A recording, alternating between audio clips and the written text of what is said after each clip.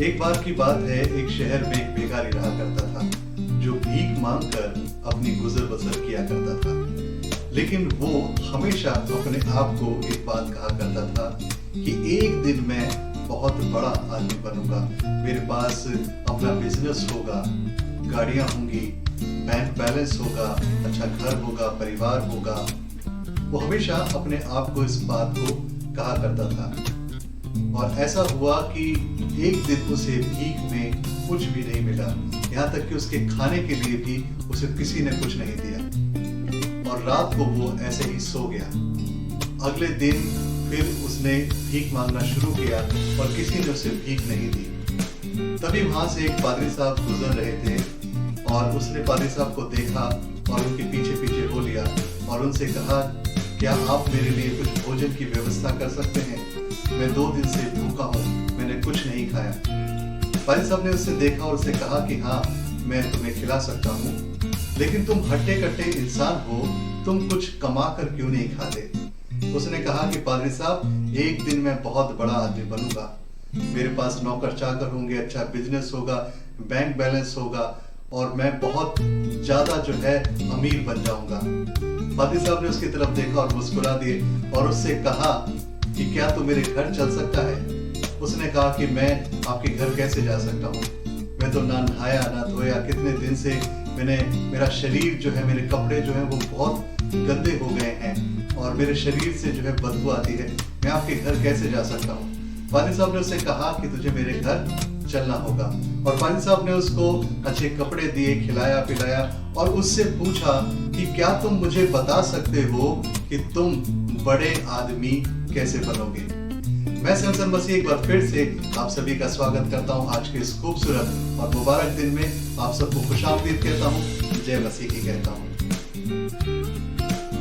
आज जो वचन हमने मनन के लिए लिया है वो है 1 थिस्सलुनीकियों उसका 4था अध्याय और उसकी 11 और 12 आयत, जहाँ पे लिखा है, और जैसी हमने तुम्हें आज्ञा दी है वैसे ही चुपचाप रहने और अपना अपना कामकाज करने और अपने अपने हाथों से कमाने का प्रयत्न करो, ताकि बाहर वालों से आदर प्राप्त करो और तुम्हें किसी वस्तु की घटी ना हो। पादरी साहब ने जब उस भिखारी से पूछा कि तुम बड़े आदमी कैसे बनोगे, अपने सपनों को कैसे पूरा करोगे, उस भिखारी के पास इस बात का कोई भी जवाब नहीं था।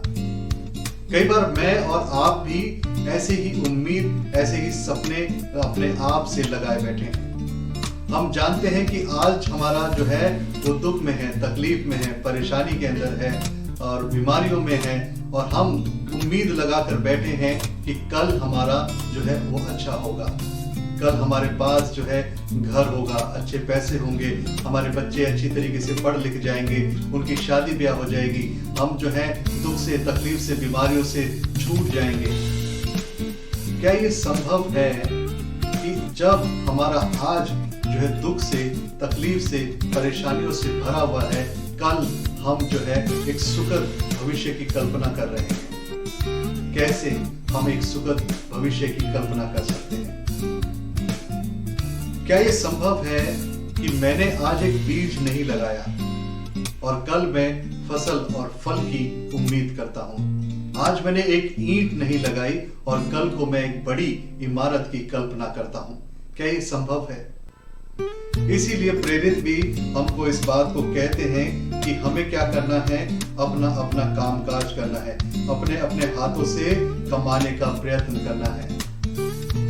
जब जब हम कोशिशें करते हैं तब तब हम जो है सफल होते हैं और जब जब हम हाथ पर हाथ रखकर बैठ जाते हैं और सिर्फ सपने देखते हैं तो उन सपनों से हमारा पेट नहीं भरता, हमारा घर नहीं चलता और हम अपनी जरूरतों को पूरा नहीं कर पाते। इसीलिए हमारे को ये याद दिलाते हैं प्रेरित कि हमें क्या करना है, हमें जो है प्रयत्न करना है, हमें प्रयास करना है और वो किस लिए करना है, ताकि हम किसी के ऊपर आश्रित ना हो, हम किसी के आगे हाथ ना फैलाएं, हम जो है अपनी मेहनत से जो है अपने लिए, अपने घर के लिए, अपने परिवार के लिए वो तमाम जरूरतें जो है पूरी कर सकें। और ये तभी संभव होता है जब मैं और आप प्रयत्नशील रहते हैं, जब हम प्रयास करते हैं। परमेश्वर का वचन हमें बताता है कि परमेश्वर जो है चिड़ियों को भी देता है। चिड़िया जो ना काटती हैं ना बोती हैं, लेकिन क्या परमेश्वर उनके घोंसलों में उन दानों को डालता है? नहीं, उन चिड़ियाओं को जो है अपने उन घोंसलों से निकलना पड़ता है, उन्हें ढूंढना पड़ता है, तब जाकर परमेश्वर ने जो उनके लिए इंतजाम किया हुआ है वो उसे मिल पाता है। मेरे और आपके जीवन के अंदर भी ऐसा ही है। परमेश्वर वो तमाम चीजें हमें मुहैया कराता है, लेकिन क्या करता है, वो हमारे घरों के अंदर उन चीजों को नहीं डालता। हमें मेहनत करनी पड़ती है, हमें अपने आप को तैयार करना पड़ता है और योजनाएं बनानी पड़ती हैं। यदि मैंने आज कोई योजना ही नहीं बनाई, यदि आज मैंने कुछ प्रयत्न ही नहीं किया, तो मेरा जो है भविष्य कभी भी किसी भी तरीके से सुखद नहीं हो सकता।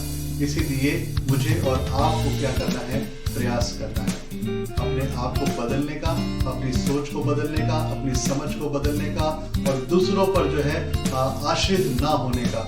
हम दूसरों पर आश्रित ना हो, परंतु क्या करें, परमेश्वर के सामने जाएं, उससे कहें, प्रभु मेरे को कुछ समझ नहीं आता है, लेकिन मैं अपने आप को, अपने जीवन को बदलना चाहता हूँ। मुझे सिखा प्रभु कि मुझे कैसे जो है प्रयास करना है, किन चीजों के लिए प्रयास करना है, कौन से तोड़े तूने मुझे दिए हैं, कौन सी ऐसी चीज है जो खुदावन जिसके अंदर मैं अपना परिश्रम लगा सकता हूँ, अपनी मेहनत कर सकता हूँ खुदावन। और जब हम मेहनत करते हैं, जब परिश्रम करते हैं, तब क्या करता है परमेश्वर, उसके लिए हमें आशीषित करता है।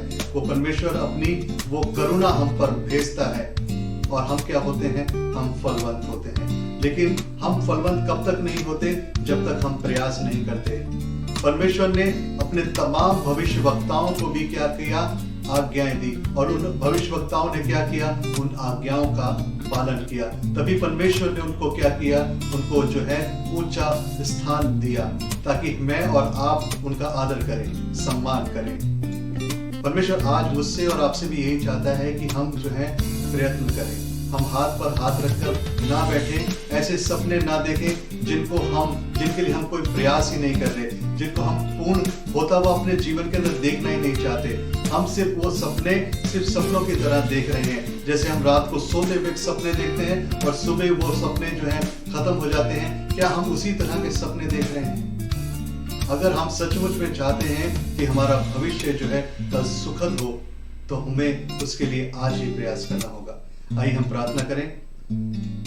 हे महान सामर्थ्य खुदावन, तेरा शुक्र और तेरा धन्यवाद कि पिता तूने आज एक बार फिर से मौका दिया खुदावन कि हम अपने आप को जान सकें, परख सकें और अपने जीवन को पिता परमेश्वर उन अच्छी बातों की तरफ जो है लगा सकें खुदावन। हम प्रयास करें खुदावन और अच्छी योजनाएं हम बनाएं, उन योजनाओं को तेरे सम्मुख लेकर आएं। और हम जानते हैं खुदावन कि जब हम अपनी योजनाओं को तेरे सम्मुख लेकर आते हैं, तो उन योजनाओं को खुदावन तू बदल देता है खुदावन, और उन योजनाओं को हमारे लिए हमारे तरीके से पिता परमेश्वर पूर्ण कर देता है। तेरा शुक्र और तेरा धन्यवाद खुदावन कि पिता आज तूने मौका दिया कि हम एक बार फिर से इस बात पर मनन कर सकें खुदा कि सिर्फ सोचने से कुछ नहीं होता, सिर्फ सपने देखने से कुछ नहीं होता, हमें उन सपनों को पूर्ण करने के लिए प्रयास भी करना जरूरी है।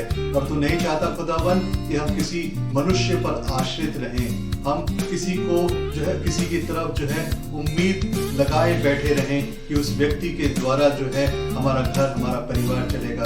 पिता परमेश्वर, अगर ऐसी सोच, ऐसी समझ पिता परमेश्वर हमारे जीवन के अंदर आ गई है, या कोई आलस हमारे जीवन के अंदर आ गया है, या किसी भी तरह की कोई पिता परमेश्वर ऐसी चीज, ऐसी रुकावट जो हमारे जीवन में आ गई है, तो खुदावन उस रुकावट को तो दूर कर दे खुदावन, उस आलस को दूर कर दे खुदावन, और होने दे कि पिता हम जो है एक अच्छा जीवन जी सके खुदावन, एक आशीषित जीवन जी सके खुदावन, ना केवल अपने लिए परंतु अपने घर, अपने परिवार, अपने आस पड़ोस, अपने लोगों के लिए भी पिता परमेश्वर एक आशीष और बरकत का कारण ठहरे। ये सब कुछ मांगता हूं अपने खुदा यीशु मसीह के वसीले से, सुन और कबूल कर, आमीन। प्रभु आप सबको आशीष दे और आज का ये दिन आपके लिए मुबारक ठहरे। God bless you.